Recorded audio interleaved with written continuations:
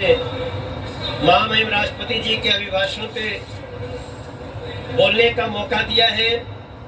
मैं इस सदन में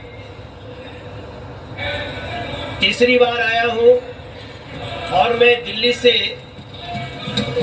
नॉर्थ ईस्ट दिल्ली के जनता का बहुत धन्यवाद करना चाहता हूं, जिन्होंने हमें तीसरी बार चुन के भेजा और सिर्फ हमें ही नहीं भेजा बल्कि हमारे दिल्ली के 7 के 7 लोगों को तीसरी बार जिता करके भेजा है। हम सभी यहाँ सांसद खड़े हैं, जरा संरक्षण करें अध्यक्ष जी। मात्र मुझे ही नहीं भेजा बल्कि नरेंद्र मोदी जी में वो विश्वास दिलाया। आज तक दिल्ली में नया इतिहास बना, कभी तीसरी बार 7 सांसद 7-0 से जीत के आए ही नहीं। ये विश्वास है हमारे नरेंद्र मोदी जी के प्रति, देश के प्रधानमंत्री जी के प्रति। और मैं पूरी दिल्ली के सहित अपने लोकसभा के लोगों का बहुत धन्यवाद करना चाहता हूं। माननीय अध्यक्ष जी, हम जब 2014 में आए थे इस सदन में, तब हम एक दूसरी दुनिया से आए थे और जब हम सदन में घुसने जा रहे थे, जब मेरी नजर पड़ी कि देश का प्रधानमंत्री बनने जा रहे एक व्यक्ति, जिन सीढ़ियों से लोग चप्पल जूते पहन के जा रहे थे, अचानक हमने देखा वो नरेंद्र मोदी जी उन सीढ़ियों पर माथा रख के झुक गए थे। हमारे जैसे लोग जो किसी और दुनिया से राजनीति में आते हैं, उनके लिए एक बड़ा एग्जाम्पल था। मैंने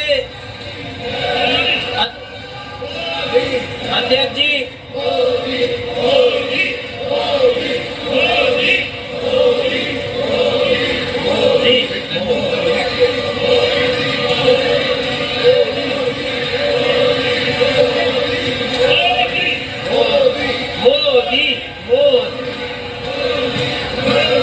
भारत माता की। अध्यक्ष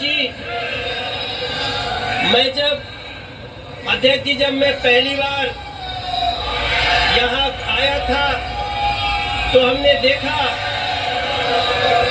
देश के होने वाले प्रधानमंत्री उन सीढ़ियों पर माथा रख के आगे बढ़ रहे थे। जब